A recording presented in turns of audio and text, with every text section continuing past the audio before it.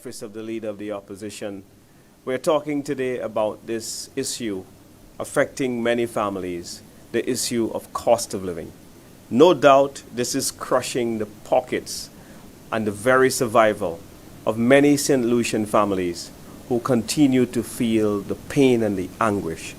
When people go to the supermarket, they are overwhelmed by the sheer price increases, the sheer level of how simple grocery items have gone from one level to the next. In some instances, we've seen grocery items being almost doubled. We're seeing in the price of eggs, the price of butter, the price of cheese, the price of milk, the price of very basic commodities have gone up. Bread, cooking gas, fuel, all gone up. I worry about the fishermen, for example. And the government has said that they've given them rebates. But have we quantified whether the rebates are commensurate with the level of price increases in gas? To me, this is the fundamental mistake that the government has made. Because energy and gas is a fundamental input into the economic development of the country. What I mean by that is how a lot of people are able to make their hustle. And that could be whether you win or you lose. Every single bar in this country has an electricity bill. Every single bus driver needs fuel. Every single fishing boat that we see, they need fuel. And when small business people like bar owners and shop owners and even residential people see increases, they are going to pass on those extra costs to us, the people that are consuming. Let's look at what has happened in bus fares. We've seen in bus fares that the price of transportation has gone up island-wide. In Canaries, for example, we see that people have to pay $7 to get to Castries one way. Return is $14. So if you are working on minimum wage and you are making $1,100 and you have to come to the city 5 times a week because of your job, it means that you have to pay in bus alone some $70 a week or $280 a month. Just think about it. So in essence, you are left with $800. You have to pay NIC 5% from that, from the total $1,100. So you're left with very little to then go and face the supermarket where they have very high prices, where at the gas stations you still have to go and buy the 20-pound cylinder at an increased rate. You still have to go to Massey stores and to get all the commodities you want, much less if you fall sick. Don't even bother falling sick, because if you do, there's no Panadols in the hospital. Basic commodities that you need to get well, you now have to go and buy this yourself. You have to bring your own bed sheet. You have to bring pillows and all of the basic supplies that you expect a hospital in 2024 to have. So your health care costs have gone up, because instead of our health centers and our main hospitals being fully equipped to take care of that for you, you now have to push your hands in your pocket. If you need scans, a CTC scan can run you thousands of dollars. It's $1,000+ and upwards. I know, for example, many families are struggling with the cost of education. There are people from Canaries with 2 children going to Sir Arthur Lewis, and they have to pay $28 a day. Imagine that, $28 a day. There are no school bus subsidy for Sir Arthur Lewis students from Canaries. Now, when we went to Parliament recently, we realized that in the Economic and Social Review, the government's report on the economy, the government showed, and the Economic and Social Review showed, that subsidies in general went down. So the Economic and Social Review pointed out that there was a reduction in the school transportation subsidy island-wide and across the board for primary schools and secondary schools. That number actually went down. So it means that the government is supporting you less. So while they spend $80 million for World Cup, $80 million through NLA just to prepare for World Cup, and 10 million plus for the Jazz Festival, several million for Carnival. It means that they see these investments as more important than getting your child to school on a daily basis. It was the United Workers' Party that conceived this school bus system so that students can continue to come to the top schools wherever they are, whether they're in the south, whether they are in the city or the north of the country. The school transportation subsidy is a means of lifting many families out of poverty and into the middle class. I don't have to convince you today how important a role the education sector is, how important a role that education plays in the evolvement of our lives, our ability to earn more money. Today, we all know that everybody needs a certificate if they're going to hire you. And the more qualifications you have, the better you have a chance of getting a better income. When the government is going to now rob you of that opportunity by not supporting you, by not making sure that wherever you live, whether it's in Canaries or Soufrière or Micoud or Monrepo, that you can get the best education possible.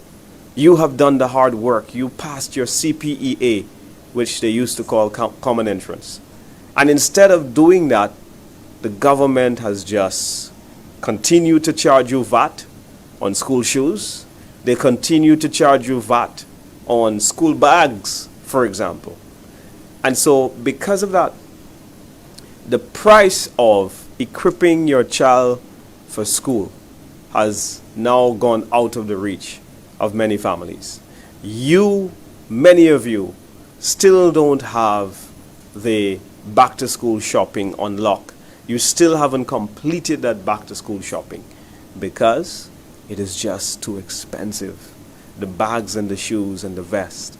A lot of the people are still reusing old equipment from last year. And what's hurtful about this is that the United Workers' Party came up with a strategy to help reduce the price of books, the price of education. We said, look, and we started with a pilot project to bring in the e-government program. And by bringing in the e-government, what we did, the e-books system, is that this would have reduced the cost that you have to pay for books. Now, the government in its wisdom decided that the best thing to do is to give the students laptops without any proper or relevant learning tools on it. And so this is the sort of vision that has affected your pocket, that has affected your ability to earn more in this country. The United Workers' Party also reduced VAT. It was 15% instituted by the Labour Party. Never mind, they said, while they were in opposition, that VAT was oppressive to the poor. But even though they were convinced that VAT was oppressive to the poor, they still went and put on the same 15% rate. When we were trying to ease the pain on you, the people of St. Lucia, the government actually criticized us. They said we were going to lose $50 million, and we continued to argue that we will do anything that is possible within the powers of the government to reduce the cost of living on the people of St. Lucia. We went and we forgave $11 million in outstanding fees owed by St. Lucians in all walks of life at the old Victoria Hospital, so that you can get a reprieve, you can start from scratch and allow yourselves to meet the high cost of living. During COVID, when many of you lost your jobs, we provided income support. We ensured that over 15,000 of you were supported, even thousands of vendors and taxi drivers and shop owners and bar owners who did not have the requisite means. We supplied that assistance because we understand that in times like these, when it's very tough, governments have got to be creative. Governments have got to reduce the cost of living, the pressures that people feel. The government has actually gone up. They have actually gone in and they have instituted a 2.5% levy on even rent, house rent.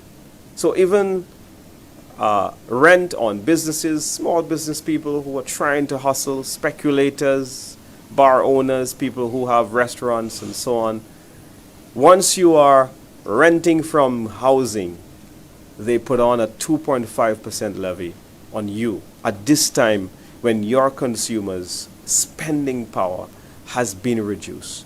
These are the kinds of policies that are causing you, the people of St. Lucia, to feel that squeeze. Now, the Prime Minister has continued to commit a very, very cardinal sin on you, the people. And the sin is this. The price of oil has gone down significantly on the world market. And in that price of oil, what we have seen is that it has reached as much as 70-something in recent times. And that 70-something dollars is giving the government an opportunity to reduce the excise tax.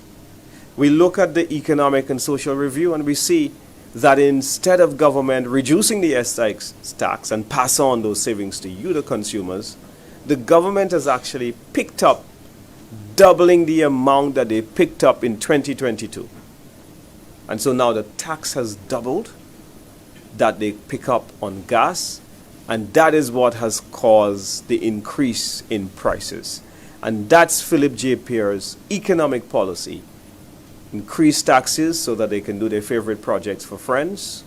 But you, the people of St. Lucia, are the ones who end up paying this at the end of the day because the government does not have a conscience. They do not care about you, the people of St. Lucia. And so I say to you, my friends, it is time for us to change course. It is time for us to elect a government with a new vision, with new policies that will help to reduce the cost of living. I look, and I'm very proud to say, that for you people that are trying to do small businesses, it is the United Workers' Party that went and borrowed money from the CDB and put it at the Development Bank of St. Lucia so that you can have funding to start your small business. It is the United Workers' Party that built the Box Park project next to Massey Stores so that you can come and not have to build your own facility in the city center, which could be very expensive. But for startup businesses, you can rent this facility, giving you an opportunity to get into business, to start your own company, to employ other people, and to get ahead of the high increases that we see in cost of living. So those are just some of the examples of how the United Workers' Party can keep you, the people of St. Lucia, ahead of this very high cost of living. In closing, I want to sympathize with all of you fathers out there, because too often you are having to tell your kids, I can't afford it. And when a father has to say to a child, I can't afford it, it really removes his dignity. It strips him of that pride of being a man, of being able to afford it, of being able to provide for your family. This is what the policies of Philip J. Pierre and the St. Lucia Labour Party has done to you, the people of St. Lucia. It has stripped our men of their dignity, of that pride we feel when we're able to provide for our family. And too many men, too many mothers today have to budget, have to stretch the dollar. And we can do better than this. And that's the point. I thank you. I want to introduce a young up-and-coming advocate on the development stage.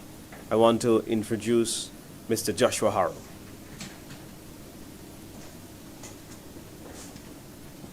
Thank you, Senator Fedee. I know right now we're in the flu season and we're trying to avoid the hospitals as much as possible because we want to be able to live through that season. But my fellow St. Lucians, today our country is at a crossroad, and it is our duty to speak truthfully about the challenges we face.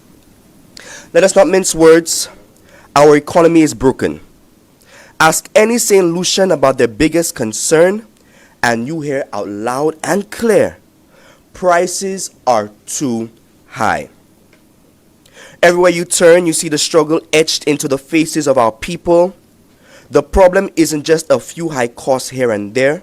The problem today is affordability. And let me reiterate that statement. The problem today is affordability. People are barely hanging on. Imagine you cannot even afford 4 loaves of bread on that same dollar, right? You can get 2, maybe 3 if you're lucky. The dollar is not as strong as it used to be.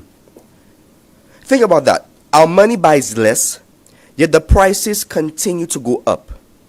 People cannot even afford bus fare. Mind you, that I live in the Castries constituency, the Castries North constituency. I'm paying $2.50 for bus.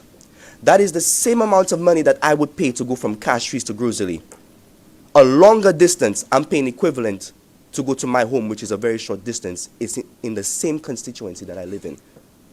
If you add 50 cents, because we used to pay $2, if you add 50 cents for 5 days, that is $2.50. That is literally $10 extra per month you are paying for bus. $10 extra. My goodness, that is a struggle. A dollar used to have value in our economy. Now, it's having a struggle in the people's pocket. Let's look at the record. Their record. The price of gas has skyrocketed to $16.50 per gallon. When the Prime Minister, Philip J. Pierre, was in opposition, he cried out saying the price of gas was too high. But how high was it back then? It was $13.95. Let me say this, $13.95. Today, under their leadership, it is $16.50. That is bare hypocrisy. Bare hypocrisy. Our neighbors in Grenada, Dominic, and St. Kitts pay less for gas than we do. Meanwhile, prices rise here, yet our salaries stay the same. We spend more, save less, struggle harder to provide for our families.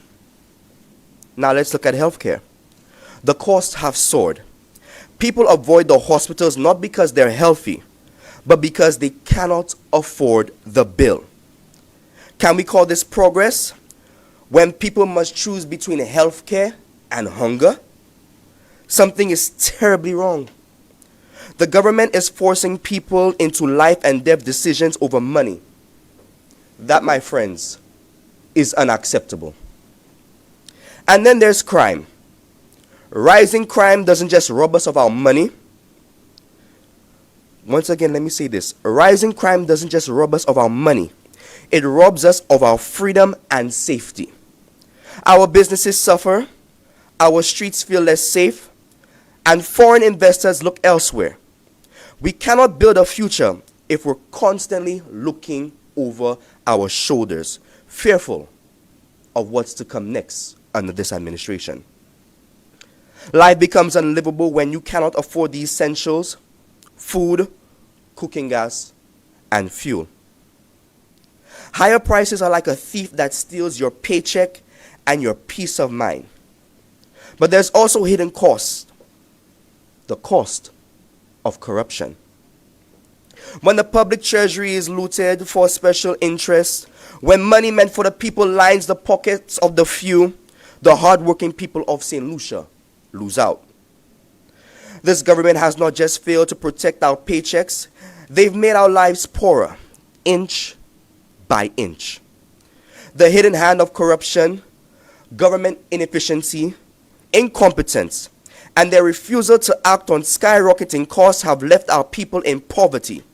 And let me be clear, this is a sin against the very people you swore to serve, also known as putting the people first. Remember, the government is directly responsible for the prices we face. Their decisions determine whether you thrive or merely survive. This government has failed you. This government must go. SLP, Papi Show. St. Lucia, we deserve better. We deserve leaders who fight for us, who protect our livelihoods, who bring down the cost of living, and who make our nation a place where we can all live with dignity. Let us raise our voices together. Let us demand change. Let us reclaim our future. So wear your orange. Tie it around your vehicle. It could be an orange handbag, orange necklace, something orange. Just wear it. The prices are too high and the people are falling. It is time for us to come back under the leadership of Alan Chasney to make St. Lucia an economic hub and to have viability and prosperity amongst the people of St. Lucia. So once again, wear your orange. Don't be afraid. Stand up, stand out, stand proud. I'm Joshua Harrow, and I would like to welcome the United Workers' Party's communication officer, a man who is fierce in the game, Spider Montoute. Thank you very much.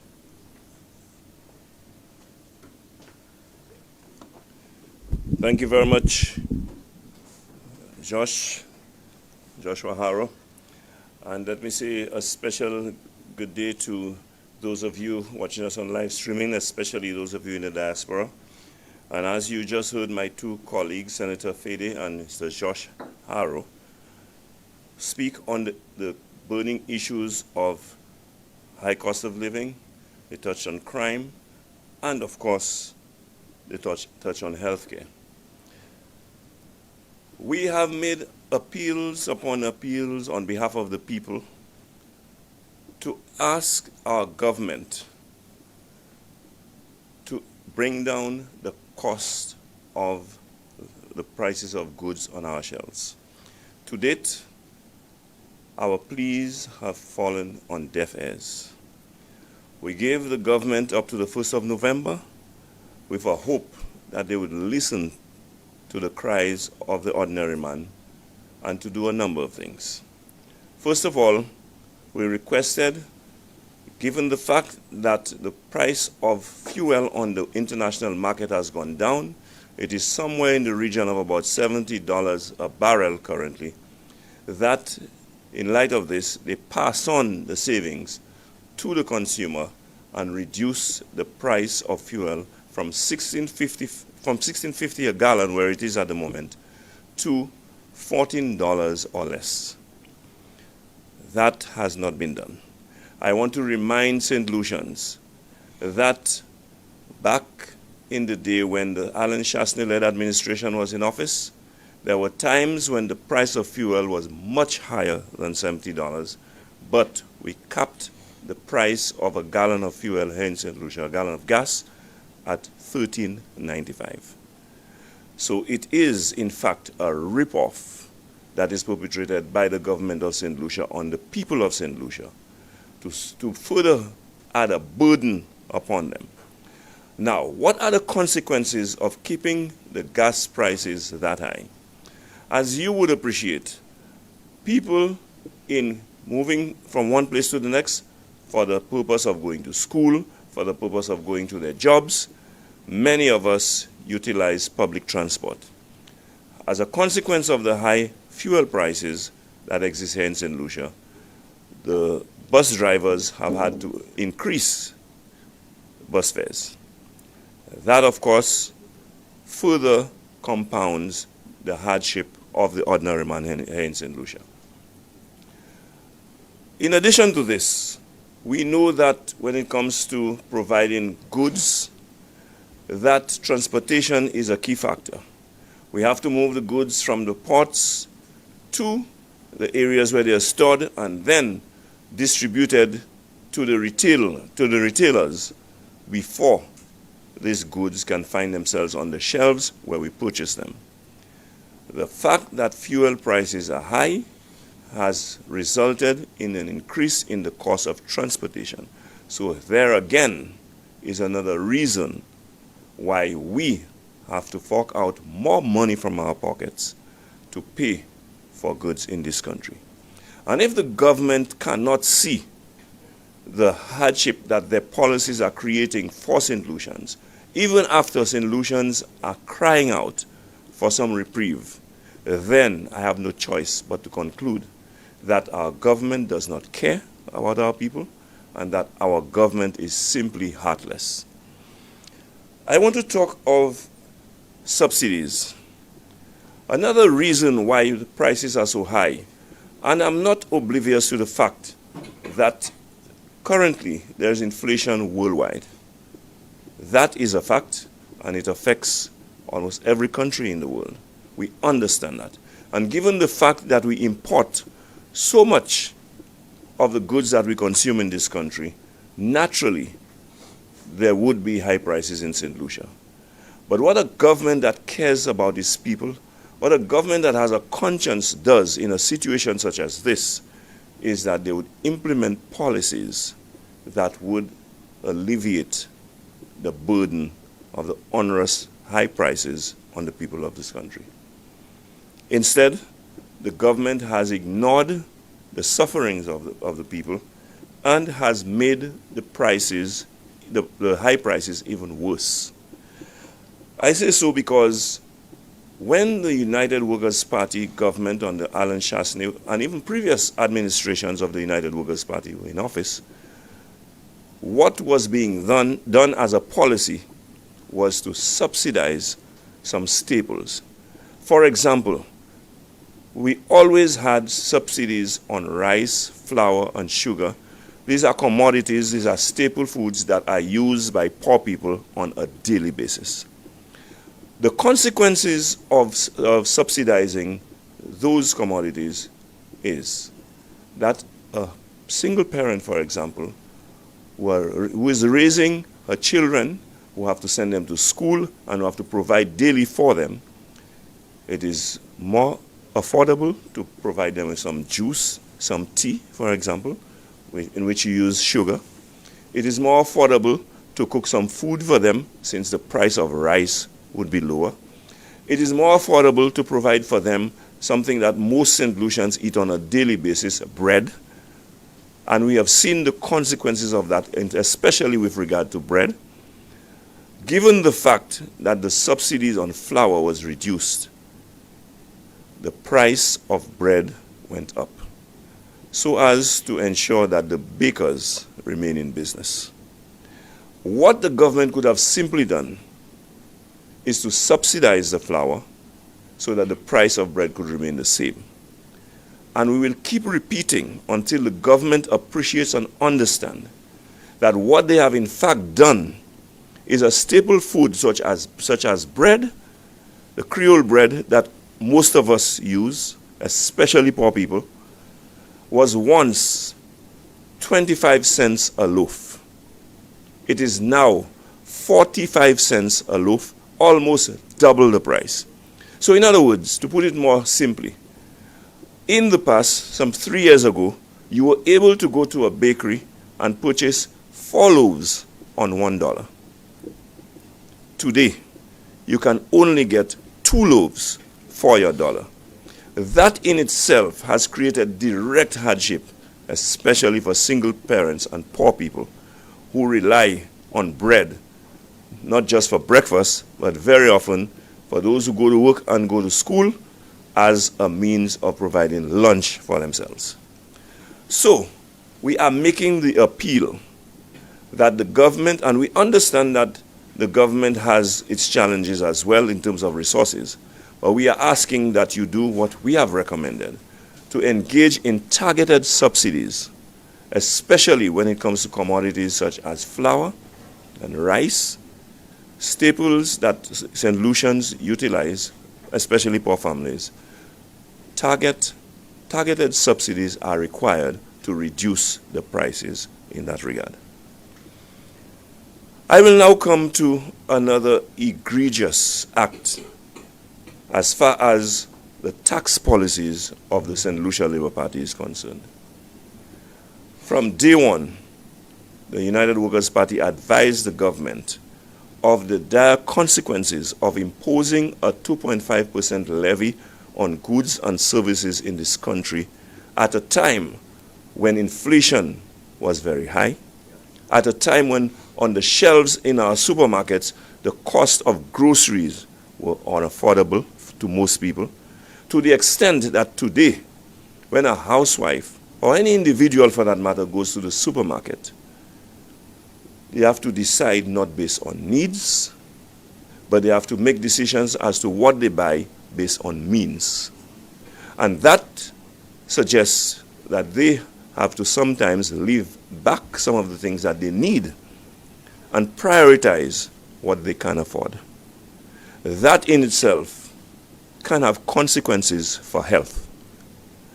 And so sometimes, even when it comes to the purchase of medication, some people have to juggle, because we know that we are a society that is afflicted with many non-communicable chronic diseases, such as diabetes, such as hypertension, and such as cardiovascular diseases.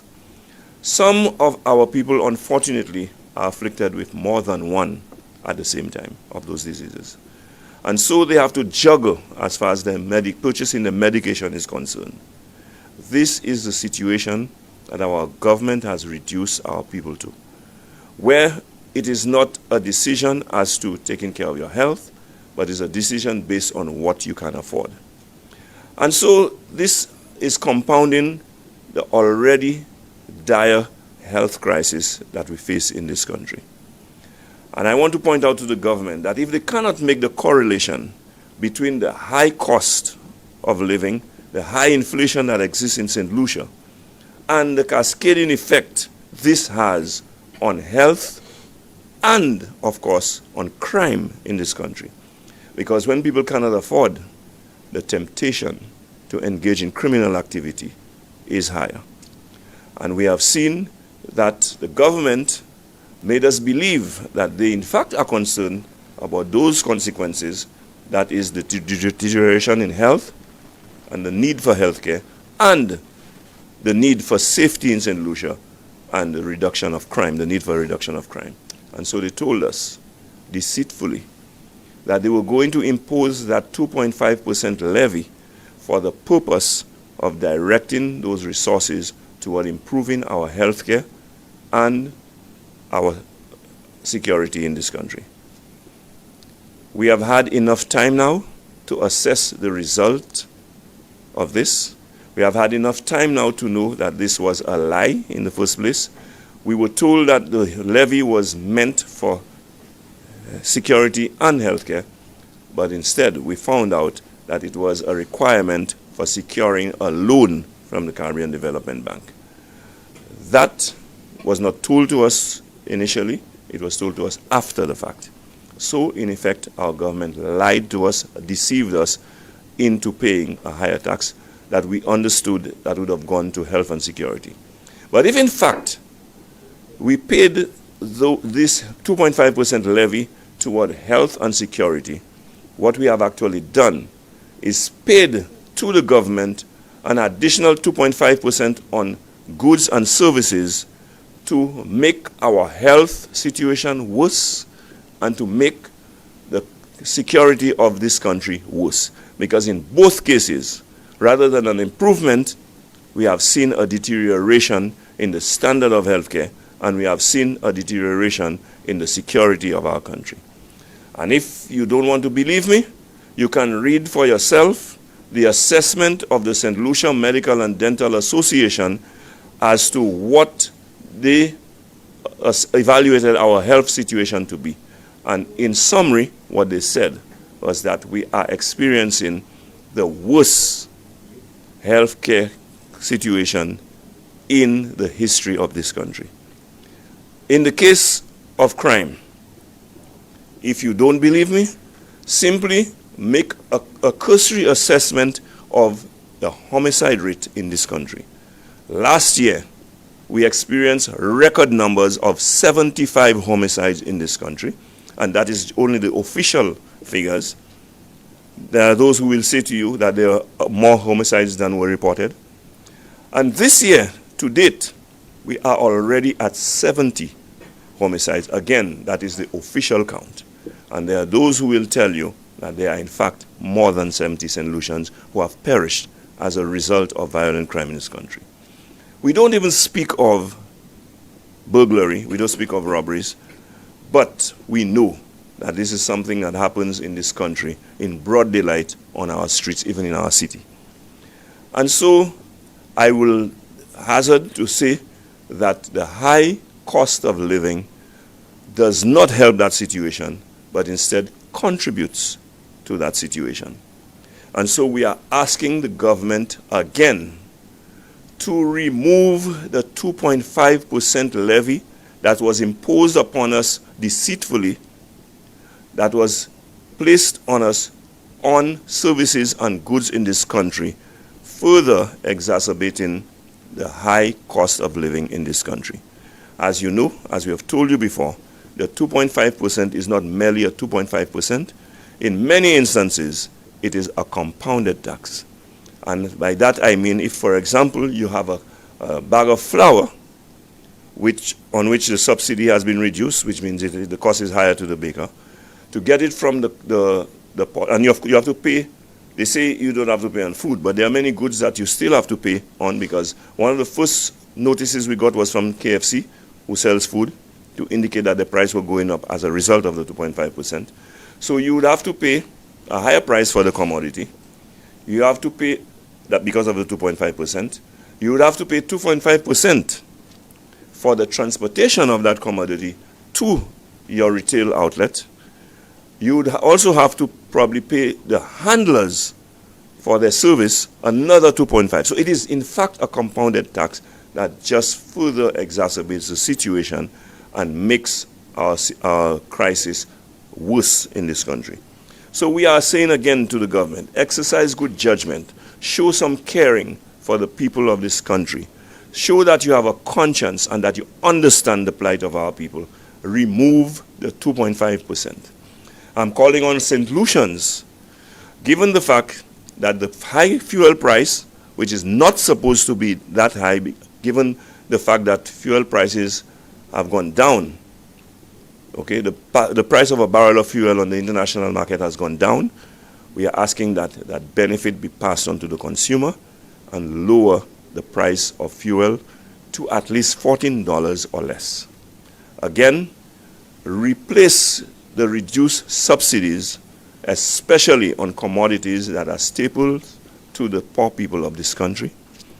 And we are asking that you remove the 2.5%, just as you did for an investor who found that 2.5% levy to be too onerous for him and asked that it be removed, and you waived it for him. We are saying you ought to do the same for the average St. Lucian. Remove the 2.5%. And I'm calling on St. Lucians, since our pleas are falling on deaf ears, that we have to demonstrate our disgust, we have to demonstrate our dissatisfaction, and let the government know that we are serious about the requests that we are making. And please indicate your outrage about this situation by flying your orange flag, putting an orange ribbon on your vehicle, near your house, or on your property, wear an orange band to demonstrate that you are in fact protesting against this burdensome, onerous government policy that continues to make life difficult for St. Lucians. And so, in closing, I want to say that if the government cannot understand that they ought to give St. Lucians some reprieve by reducing the cost of living here in St. Lucia, by changing their policies, and, of course, the consequential positive effect it will have on health, the positive consequential effect it will have on crime, then we will have to up our protest action from merely flying our orange bands, banners, flags, and ribbons to taking physical action to show the government that we are serious and that we cannot take any more of that onerous, burdensome, high cost of living, the poor healthcare situation, and the high crime rate that exists in this country. Again, Mr. Prime Minister, government officials, government of St. Lucia, please show your concern for the plight of St. Lucians. Thank you very much.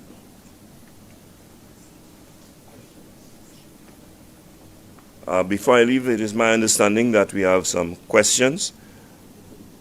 And if you can please let me know what the questions are. I will first repeat the questions, and if I am the one to answer, I will. If not, I will call on the appropriate person.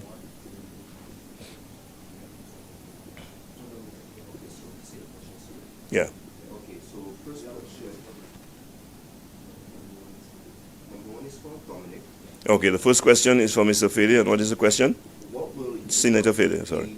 do about the cost of living? Okay, the first question is what will the United Workers' Party do about the cost of living? Senator Fedee will take this question.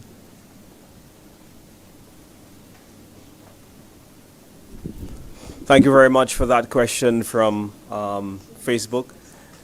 The United Workers' Party will not just accept that nothing can be done.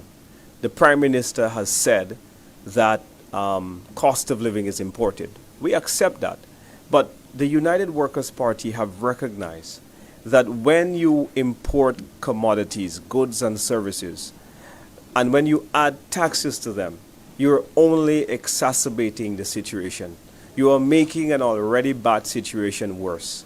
And so when we look at the price of gas, for example, it doesn't have to be as expensive if the government can just reduce the amount of tax that it picks up. If you look at groceries in the supermarket, the 2.5% levy, of which the United Workers' Party has already said that we will be removing, because that has compounded the prices. I mean, 2.5 on a range of services. When you look at in a grocery store, for example. So Massey, they're passing on brokerage fees to you. They're passing on trucking fees to you. They're passing on the 2.5% tax on security costs. They're passing on 2.5% health and security levy on auditing their books. They're passing on the 2.5% levy to you when they have to, for example, do advertising. You, the people of St. Lucia, are paying for this. And so the Prime Minister not understanding the untold damage that this is having.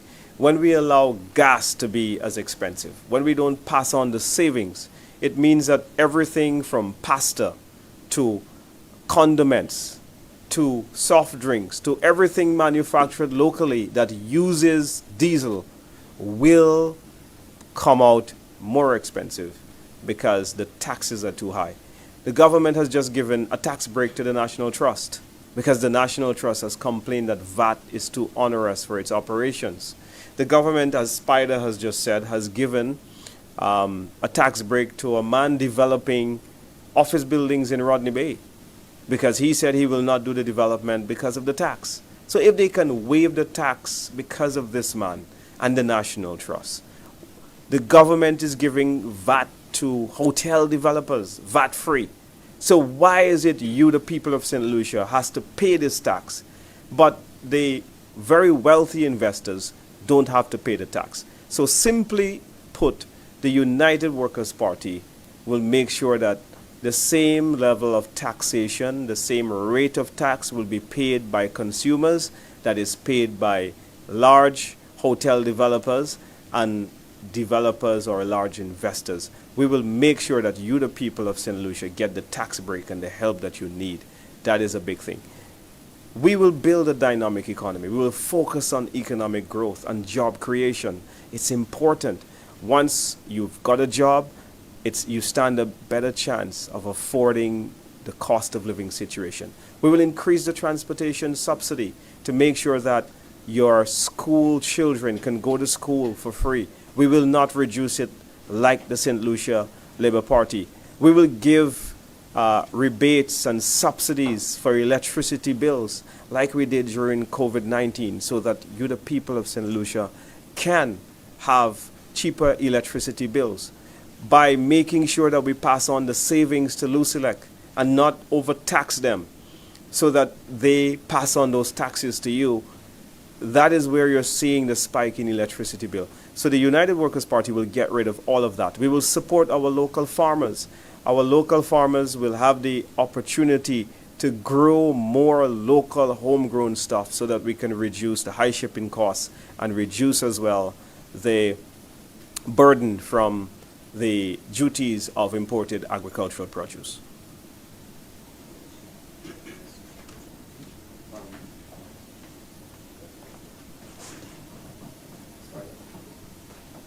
Could we have the next question, please?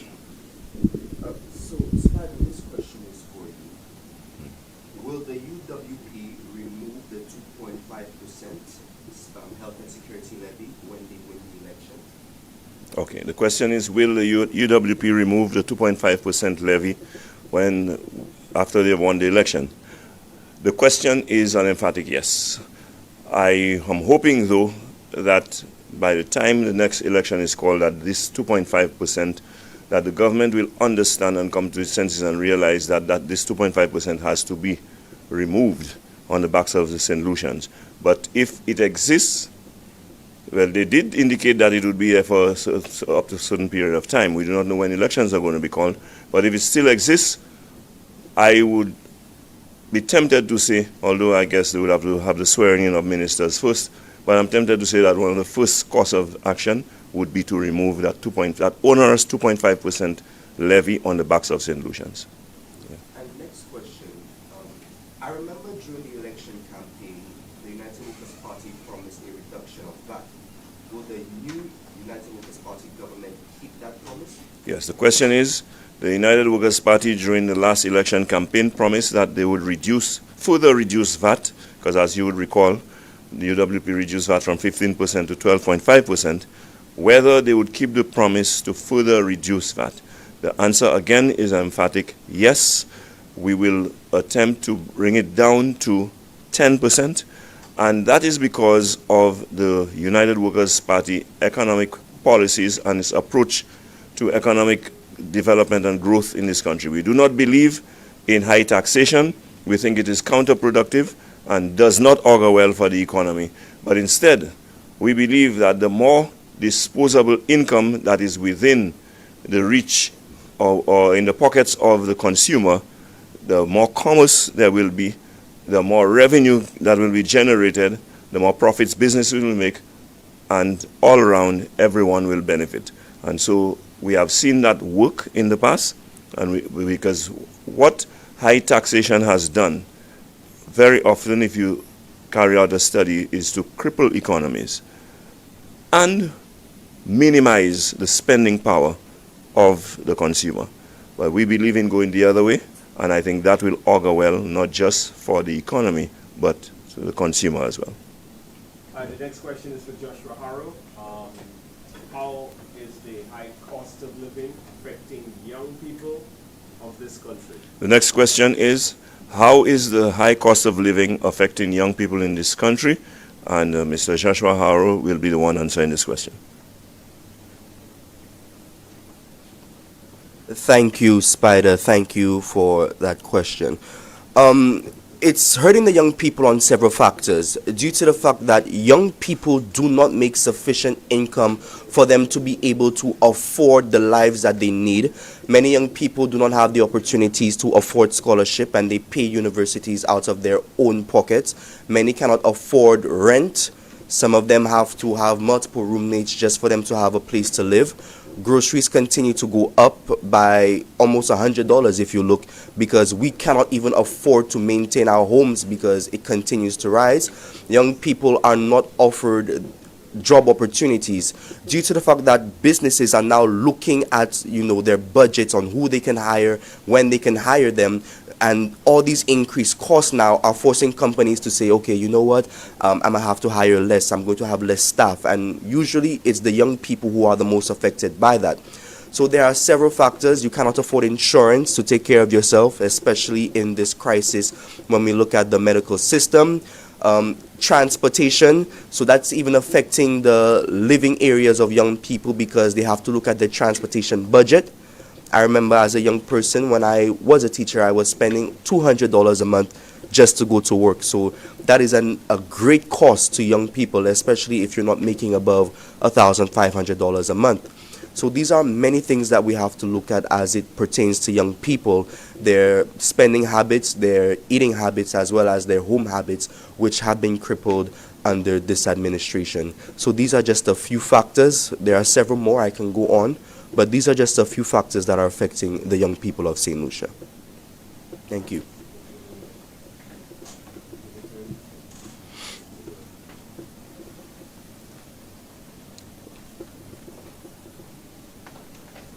Thank you, Mr. Harrow. And the next question we have is, why has the United Workers' Party gone silent on CIP? I will call on the Deputy Political Leader, Senator Fedee, to answer this question. That's a question that came via Facebook. And the question there is from Mr. Ronald Antoine. We thank you for this question. The Labour Party has done such a bad job in managing this country. There's so many issues that we have to deal with. I mean, you look at crime today, it's in a crisis. We look at the cost of living issue which we're dealing with today, it's unprecedentedly high. We look at, for example, what's happening in healthcare, another disaster.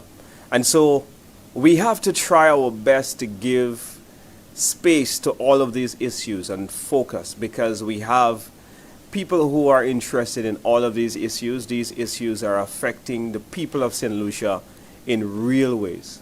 But I want to say this about the CIP, that the United Workers' Party will revoke every citizenship that is sold under the legal price. The United Workers' Party will continue to put its foot on the gas to make sure that the Minister of CIP does right by the law of this country. We still ask the Minister the relevant question: why did you change the agreement with Galaxy to give them $1.2 billion in revenue for a hotel that costs $400 million? That is the question we put to you. Why would you give someone $800 million in profits? Just think of what that money could have gone to. We're talking about cost of living today. There are a lot of families that need income support. Instead of reducing the poverty, the amount of people on the poverty list, there are thousands of people that have applied. And there are thousands of elderly people who need to be on that poverty list.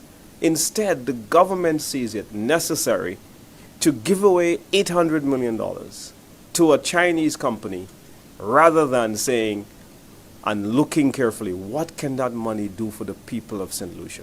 What can that money do for the students who are going to Sir Arthur Lewis without a transportation subsidy?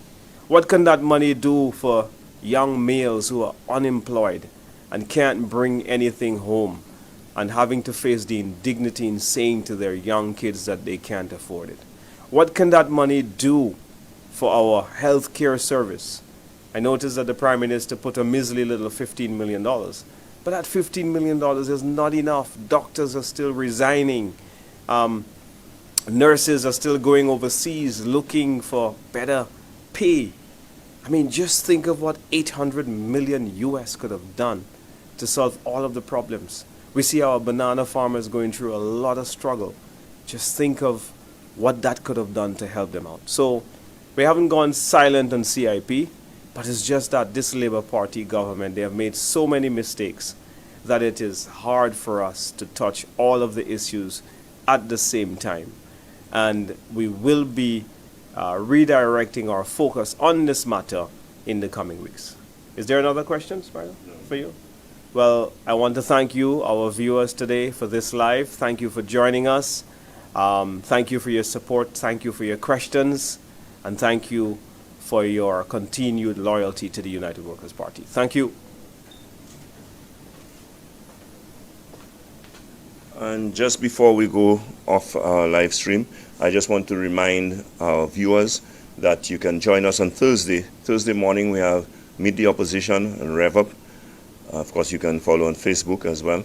On Thursday night, you have Roundtable at 8:30. And on Sunday, we have another Flambeau Live that will be taking place in Miku North. And of course, come next Monday, we have Like It Is on Hot 7 TV and Kiss FM. And of course, that too you can follow on Facebook. I just want to take this opportunity to apologize to all of our viewers and listeners to Like It Is for what transpired last night. We had some technical difficulties. Our system crashed, and so we were unable to continue the program. We had to abort. But we will make up for that next Monday, and we ask you to join us then. We want to thank you, especially those of you in the diaspora who have consistently been with us. We invite you to continue following the United Workers' Party, and those of you around St. Lucia, we thank you for your continued support and participation. Thanks, and have a good day. Thank you very much.